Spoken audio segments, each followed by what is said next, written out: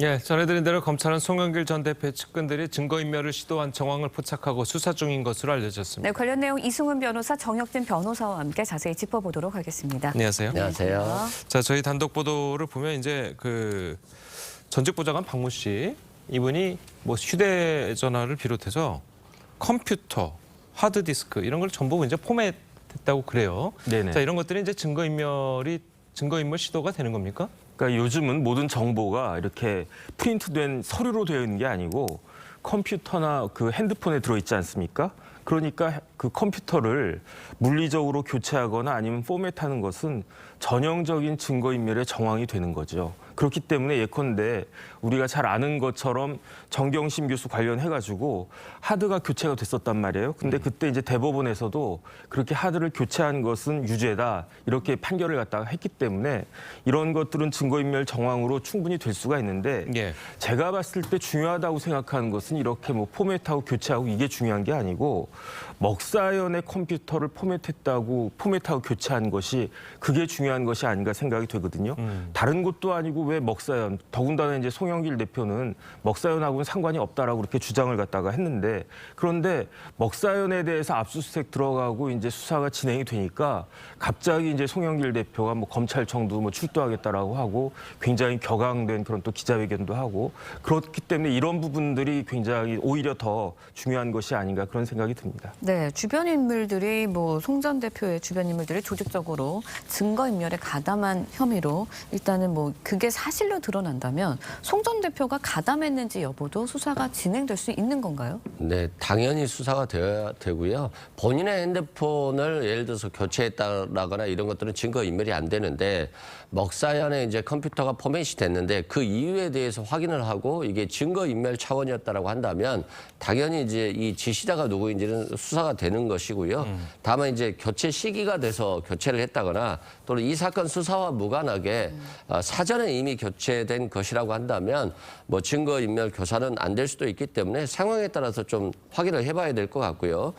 또한 지금 이 핸드폰 문제들이 굉장히 많은데 최근에는 이 핸드폰이 모든 사생활 정보가 다 남겨 있잖아요. 네. 예를 들어 송영길 전 대표 같은 경우도 이 사건은 2년 전 사건이거든요. 그래서 아마 핸드폰을 이미 했던 것으로 보여져요.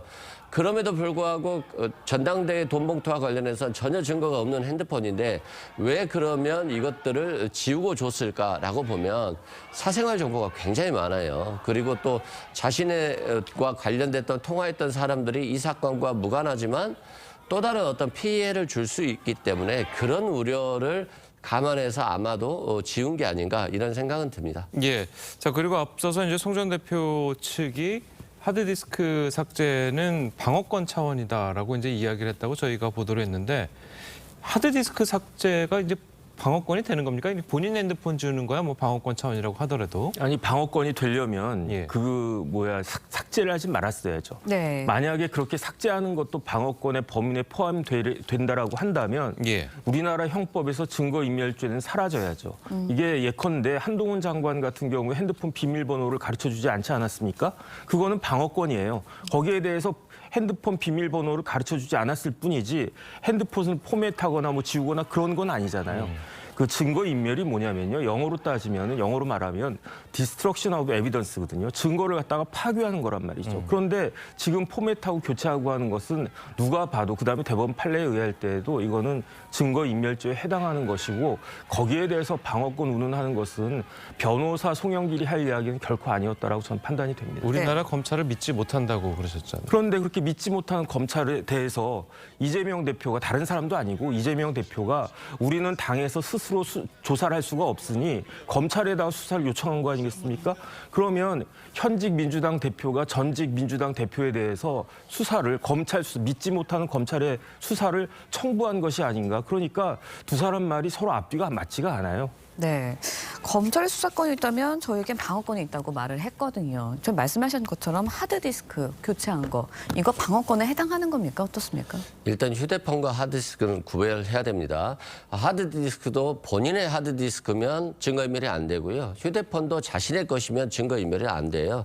다만 먹사연에 있는 것들은 사단법인의 것이기 때문에 혹시 증거인멸과 관련해서 이걸 삭제하거나 포맷했다라고 한다면 증거인멸죄가 될 수 있고요. 다만 최근에 방어권의 범위는 좀 커지고 있어요. 한동훈 장관이 비밀번호를 알려주지 않았기 때문에 결국에는 핸드폰을 열어볼 수 없는 거잖아요. 그런데 핸드폰 초기화하는 것과 똑같은 의미가 있거든요. 그래서 법무장관이라는 직책에 있으면서도 핸드폰 비밀번호 알려주지 않고 또 라임 검사 때, 라임 사건 수사 때 검사들이 또 부부싸움 때 핸드폰을 폐기했다거나 분실했다 이런 얘기들이 있었거든요. 송영길 전 대표에 대한 비난도 당연히 있을 수 있다고 생각되고요. 일반 국민들 같은 경우는 검찰에 가면 이 핸드폰을 안 주려고 해도 줄 수밖에 없어요. 워낙 무섭게 하기 때문에. 그런 측면에서 저는 뭐 한동훈 장관, 라임 검사 또는 송영길 전 대표에 대한 비판은 있을 수 있다고 생각되고요. 다만 이 휴대폰이라는 게 정보가 너무 많아요. 그래서 검찰이 이걸 가지고 가서 핸드폰을 연결해서 보면 사람의 인생이 다 나오는 거거든요. 그래서 이 사생활에 대한 문제가 보호가 필요할 것 같고 그래서 최근에 대법원은 핸드폰이라든가 컴퓨터라고 하는 것들은 너무 정보가 많기 때문에 검사가 이 범죄 사실과 관련된 것만 가지고 가야 되는데 모든 걸 다 가지고 갈 수 있다는 우려가 있어서 사전 신문제를 둬서 좀 제한해야 된다. 이런 것들이 법원에 있어서 제기되는 문제가 있거든요. 그런 측면에서 저는 이제 이번 상황을 계기로 증거인멸에 대해서 당연히 하면 안 되지만 또 개인의 사생활 보호 문제도 법원에서 좀 통제할 필요는 있겠다 이런 생각은 듭니다. 그럼 송영길 전 대표도 지울 게 아니라 비밀번호를 걸어서 줬으면 되는 거 아니겠습니까?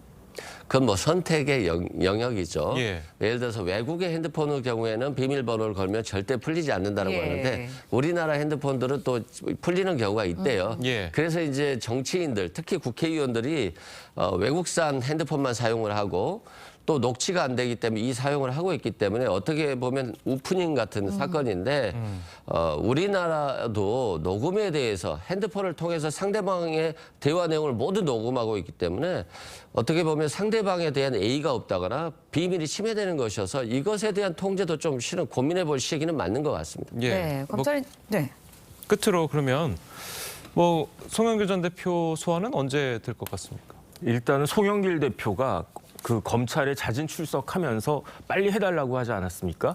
그렇기 때문에 검찰 입장에서도 시간을 자꾸 그 질질 끌면 거기에 대한 이제 부담이 있을 거기 때문에 그러니까 지금 제가 봤을 때 순서가 그 강래구 씨에 대해서 일정 정도 끝나고 그 다음에 두 국회의원들에 대해서 조사 끝나고 그 다음에 이제 박모 보좌관과 회계 책임자 박 씨에 대해서 수사를 갖다 끝내고 그 다음에 송영길 대표를 부를 것이다라고 생각을 갖다가 했는데 어쨌든 두 국회의원들에 대한 것은 그 뛰어넘고 박 씨들에 대해서는 지금 수사가 진행되고 있으니까 이 수사가 어느 정도 일단락 되는 즉시 송영길 대표를 불러서 수사할 것이었기 때문에 굳이 이렇게 이제 송영길 전 대표가 그 검찰청에 미리 나가가지고 그렇게 할 필요가 과연 있었는가 하는 생각이 듭니다. 알겠습니다. 자, 오늘 두 분 변호사님 말씀은 여기까지 듣겠습니다. 네, 들었습니다. 맞습니다.